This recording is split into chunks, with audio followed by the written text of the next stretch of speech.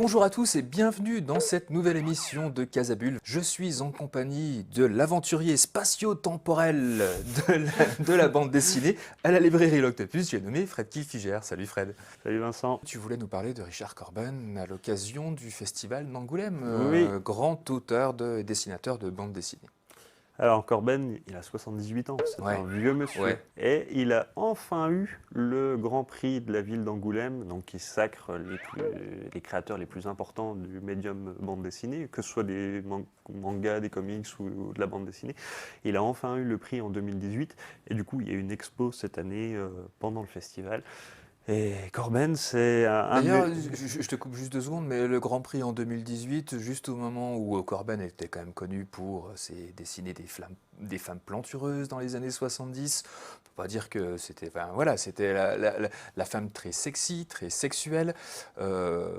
C'était osé de la part du jury d'Angoulême de lui donner ce prix-là. Il faut remonter un an en avant avec l'affaire Weinstein et tout ça, quoi. Hein. Ben, en fait, le truc, c'est que, alors certes, dans les années 70, il a énormément proposé d'histoires courtes, horrifiques, et Oui. beaucoup de ses héroïnes étaient dotées généreusement par la nature. Mais là où c'est pas spécialement sexiste, c'est que ces héros masculins étaient également hypertrophiés. Enfin, vous voyez des pectoraux C'est ça. incroyables, des sexes démesurés. Enfin voilà, c'est pas gratuit. Il y a une hypertrophie, une hypersexualisation, mais de tous les personnages. Et généralement, les filles s'en sortent bien mieux que les mecs dans ces histoires. Elles sont plus malines. Donc Oui. voilà, c'est pas Mais sexiste. c'est pour ça que je voulais te titiller là-dessus, c'est parce que, voilà, remettre les choses à leur Mais place. alors, c'est une esthétique, enfin voilà, Corben, les auteurs l'ont élu, parce que maintenant, ce sont tous les auteurs qui élisent leur Grand Prix, et il a eu une influence énorme. Il recommence à être publié en France, et c'est notamment grâce aux éditions Delirium. Oui, Mais parce il y a qu'on eu- l'avait connu dans la saga de Den, qui était publiée dans Métal Hurlant dans les années 70. C'est comme ça qu'on l'a connu en France, Voilà. Richard Corben. Et il a vraiment brûlé la rétine de 90% de la profession. Riyad Satouf, l'auteur de l'Arabe du futur, est un fan absolu de Corben, alors que ça se voit pas du tout dans son Ah dessin, non, vous ça voyez. c'est sûr. Mais c'est vraiment un auteur très important dans l'histoire de la bande dessinée, et je trouve, enfin voilà, important qu'il soit enfin reconnu par ses pairs, encore plus par ses pairs. Et donc je voulais présenter son travail, parce qu'il a une esthétique qui est vraiment personnelle. Enfin, un Corben, ça se reconnaît au premier coup d'œil. Une fois qu'on en a vu un, voilà, on sait qu'il y a toujours ce côté étrange, bizarre. C'est pas une esthétique très facile. Non, c'est vrai. Voilà, elle est très clivante, hein. On peut très bien détester Corben, ça j'entends, mais elle laisse jamais indifférent. Et c'est quand même ça le propre de l'art, c'est de provoquer des émotions, des réactions.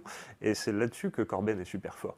Il s'est beaucoup intéressé aux histoires courtes d'horreur dans les années 70, Oui, 60, il publiait 70. dans des fanzines, Warren Voilà, les histoires de oui, Creepy et Harry qui ont oui. inspiré les contes de la crypte, ce genre de choses. Donc des histoires courtes, 4-5 pages, avec une chute d'horreur. Voilà, ça c'était son truc. Et il a continué à en faire. Après, il a connu une espèce de traversée du désert. Il a été obligé de travailler pour les plus grandes maisons d'édition, genre DC et Marvel. Il a Oui, repris les héros. Moi, c'est un peu bizarre de passer de la saga de Den avec bien sûr. à des adaptations d'Hellblazer ou de Hulk, sauf que son style est vraiment personnel, et du coup, c'est intéressant de le lire, même si c'est du Hulk, même si c'est une histoire classique, parce que c'est du Corben, Parce que c'est du Corben, parce parce qu'il qu'il y y a a un vraiment truc, son style à et il lui. y a vraiment son style, et il ne l'a jamais changé. Et là, à 78 ans, il a encore sorti Grave, les contes du cimetière, c'est une compilation d'histoires courtes, comme il faisait dans les années 60. Oui, Sauf qu'il a 50 ans de métier en plus. Et c'est du ça. coup, il a affiné son dessin, c'est des gris charbonneux. On est toujours dans ce côté mi-grotesque, mi-réaliste. On ne sait jamais sur quel pied danser avec Corben. Et c'est à la fois rigolo mais inquiétant.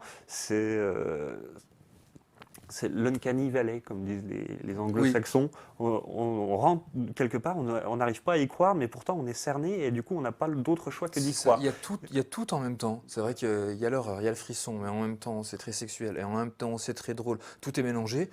Mais ça fonctionne avec Richard Corben, de toute façon. Ça, c'est quelque chose qu'il sait vraiment faire. Voilà, c'est un fanatique aussi d'Edgar Allan Poe. Il a adapté peut-être, je sais pas, des dizaines de fois les mêmes histoires, tout à chaque fois en changeant il va les adapter de façon très littérale, et puis des fois il va changer le contexte.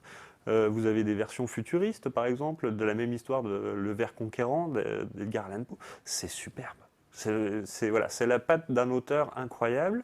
Et voilà, je voulais juste rendre hommage à son travail et au travail des éditions Delirium qui ont Oui, commencé à le republier.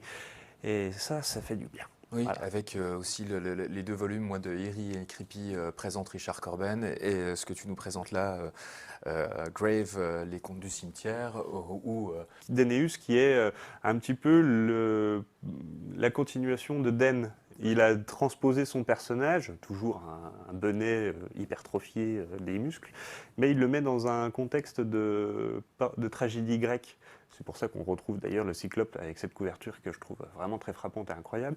Et voilà, donc c'est un peplum avec Den. Voilà. Bon, eh ben, merci beaucoup Fred pour ce bel hommage à Richard Corben. C'est vrai que nos jeunes téléspectateurs ne le connaissent peut-être pas beaucoup, parce que c'est quelqu'un qui mérite vraiment à être connu et qu'il faut lire encore maintenant, et absolument maintenant, à 78 ans. C'est quelqu'un qui a 20 ans dans sa tête, quoi. Et il est resté ultra jeune toute sa vie. Merci beaucoup Fred pour cette sélection de bandes dessinées. Sur ce, je vous souhaite une bonne soirée et au mois prochain pour de nouvelles bandes dessinées.